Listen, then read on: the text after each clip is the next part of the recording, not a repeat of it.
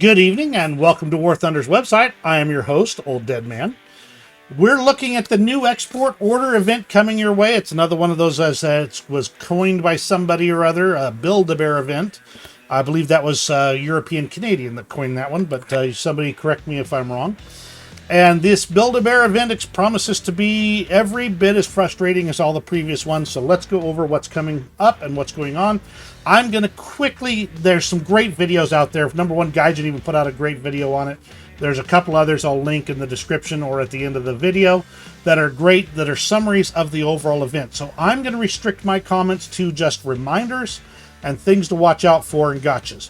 So, first thing up, let me get my head out of the way here just a little bit. There we go, that's better. All right, so first up, the event runs 12 days, September 23rd to October 4th, from noon to noon GMT.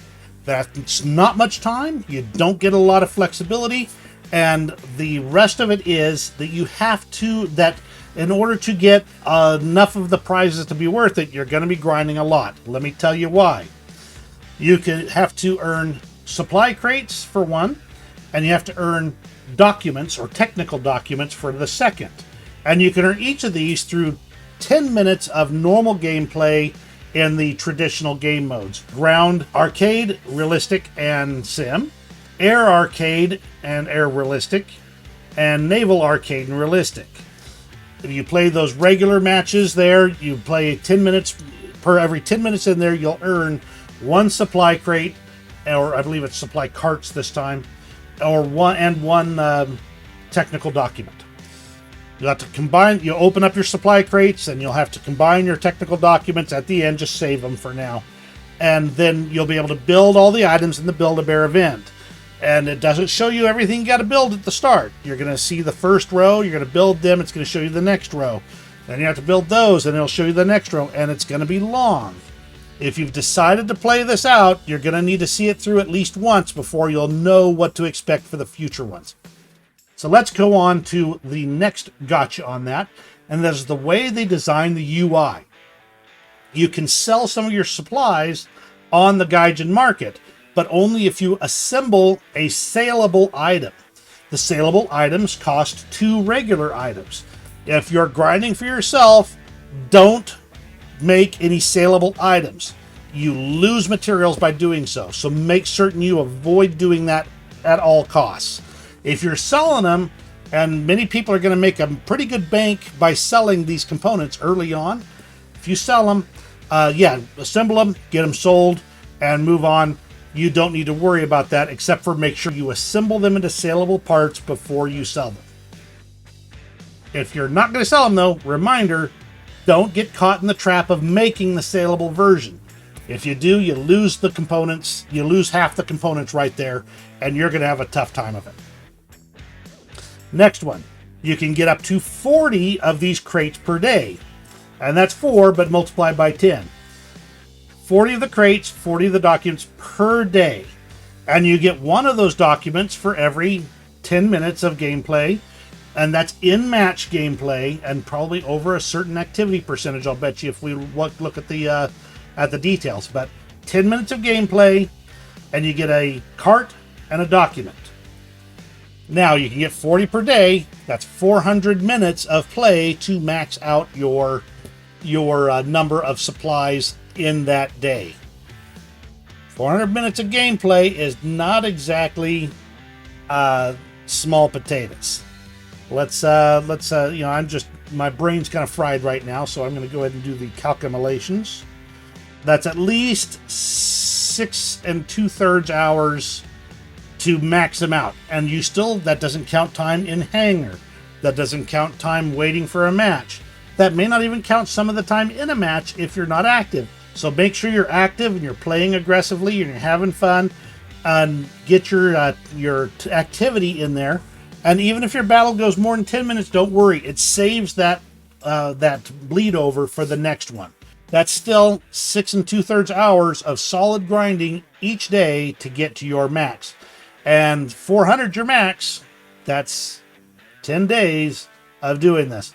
That does give you 1 to 2 days of leeway. So if you're like me and don't play on Sundays, you might still have a chance, but it still means a lot of grinding.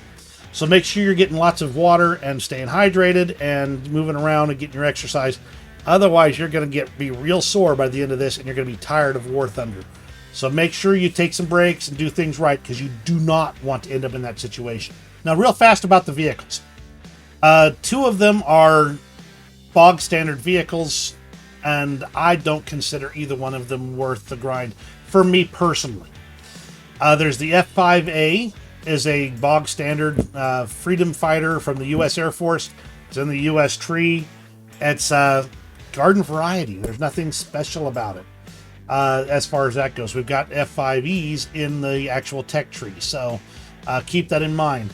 The HMS Mohawk is a garden variety tribal class destroyer. So it's a copy and paste effectively. There's a few tweaks, but nothing that's going to jump out at you and say, oh, I must have this Mohawk, unless it is part of your collection and you are a collector. So keep those 2 in mind. The 2 that might be worth the time in this particular mix might be the Panzerbill M40, which is a rank 1 premium, and it's the low price. So you could probably work your way through and earn this prize without too much investment in time. And then there's the PT-16T14, a Leopard 2 with an autoloader, which gives it a smoking hot reload. That vehicle might be worth it to you, but it depends. That's a lot of grinding, and let me tell you why. You'll see here that the purchase cost for the top prizes is 375,000 crowns.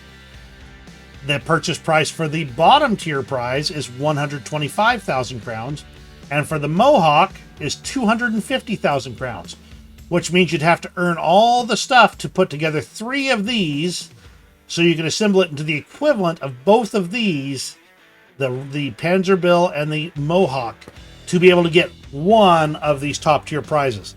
It's guaranteed you will not have enough supplies or materials to get all 4 vehicles for free. Guaranteed. Straight out.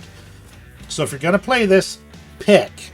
And you may need to pick a top tier and a low tier, or just a top tier, depending on how much time you have to actually grind. This is a lot of grinding, so keep that in mind. And that's kind of the long story short of it. I can go into more details once things actually get onto the client, which will be tomorrow.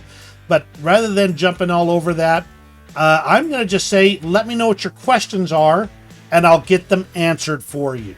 I'll do everything I can to find out the details for you, and then get the answers into the comments. And if there's enough of items that need clarification, or you need to see how the system works, let me know, and I will whip up a video. We'll get you informed. And that's everything. So links again in the description to some of the interesting pieces for this export order. There's some great videos out there already, including Gaijin's own, and check those out. If you enjoyed this kind of summary video so that you don't have to go through all of them, give me a thumbs up, and you have a great rest of your day. We'll see you in War Thunder, probably a lot more than normal.